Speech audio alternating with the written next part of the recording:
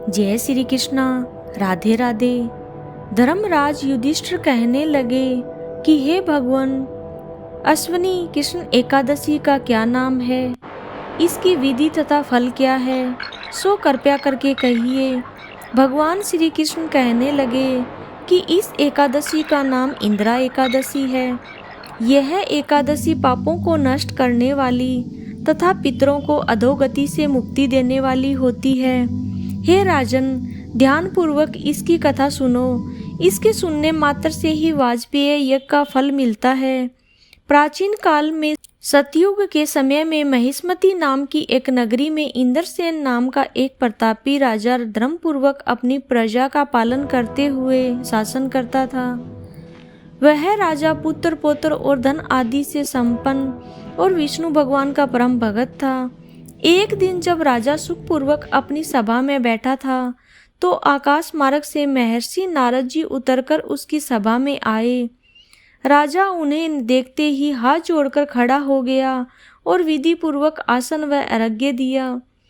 सुख से बैठकर नारद जी ने राजा से पूछा कि हे राजन, आपको सातों अंग कुशल पूर्वक तो हैं, तुम्हारी बुद्धि धर्म में और तुम्हारा मन विष्णु भक्ति में रहता है। देवर्षि नारद की ऐसी बातें सुनकर राजा ने कहा, हे महर्षि, आपकी कृपा से मेरे राज्य में सब सकुशल हैं तथा मेरे यहाँ यज्ञ कर्मादि सुकृत हो रहे हैं। आप कृपया करके अपने आगमन का कारण सहित कहिए। तब ऋषि कहने लगे कि हे राजन, आप आश्चर्य देने वाले मेरे वचनों को सुने। मैं एक समय ब्रह्मालोक से यमलोक को गया। वहाँ श्रद्धा पूर्वक यमराज से पूजित होकर मैंने धर्मशील और सत्यवान धर्मराज की प्रशंसा की। उसी यमराज की सभा में महान ज्ञानी और धर्मात्मा तुम्हारे पिताजी को एकादशी का व्रत भंग होने के कारण देखा। उन्होंने संदेश दिया, सो मैं तुमसे कहता हूँ। उन्होंने कहा है कि पूर्व जन्म में कोई विघ्न हो जाने के कारण मैं यमराज के निकट रहा हूँ। सो हे पुत्र, यदि तुम अश्विनी कृष्णा इंदिरा एकादशी का व्रत मेरे निमित्त करो तो मुझे स्वर्ग की प्राप्ति हो सकती है। इतना सुनकर राजा कहने लगे कि हे महर्षि, आप इस व्रत की विधि मुझसे कहिए। नारद जी कहने लगे, अश्विनी मास की कृष्ण एकादशी दशमी के दिन प्रातःकाल श्रद्धा पूर्वक स्नान आदि से निवृत्त होकर पुनः दोपहर को नदी आदि में जाकर स्नान करें। फिर श्रद्धा पूर्वक पितरों का श्राद्ध करें और एक बार भोजन करें। प्रातःकाल होने पर एकादशी के दिन दांतुन आदि करके स्नान करें। फिर व्रत के नियम को भक्ति पूर्वक ग्रहण करता हुआ प्रतिज्ञा करें कि मैं आज संपूर्ण भोगों को त्याग कर निराहार एकादशी का व्रत करूंगा।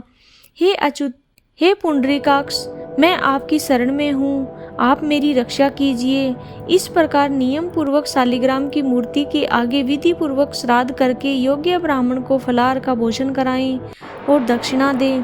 पितरों के श्राद्ध से जो बच जाए उसे सूंघ कर गौ को दें तथा धूप, दीप, गंध, नवेद, पुष्प आदि सब सामग्री से ऋषिकेश भगवान का पूजन करें। रात में भगवान के निकट जागरण करें। इसके पश्चात द्वादशी के दिन प्रातःकाल होने पर भगवान का पूजन करके ब्राह्मणों को भोजन कराएं।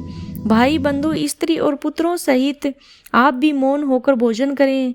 नारद जी कहने लगे कि हे राजन, इस विधि से यदि तुम आलस्य रहित होकर इस एकादशी का व्रत करोगे तो तुम्हारे पिता अवश्य ही स्वर्ग लोक को जाएंगे। इतना कहकर नारद जी अंतर्ध्यान हो गए। नारद जी के कथा अनुसार राजा द्वारा अपने बांधवों तथा दासों सहित व्रत करने से आकाश से पुष्प वर्षा हुई और राजा का पिता गरुड़ पर चढ़कर विष्णु लोक को गया। राजा इंद्रसेन भी एकादशी के व्रत के प्रभाव से निष्कंटक राज्य करके अंत में अपने पुत्र को सिंहासन पर बिठाकर स्वर्ग लोक को गया। हे युधिष्ठिर, यह इंदिरा एकादशी के व्रत का महात्म्य मैंने तुम्हें कहा है। इसके पढ़ने और सुनने से मनुष्य सब पापों से छूट जाते हैं और सब प्रकार के भोगों को भोग कर बैकुंठ को प्राप्त होते हैं। बोलिए श्री विष्णु भगवान की जय, श्री एकादशी माता की जय। अगर आपको वीडियो पसंद आई हो तो लाइक करें, शेयर करें, सब्सक्राइब करें और मिलते हैं एक और नई वीडियो के साथ। धन्यवाद।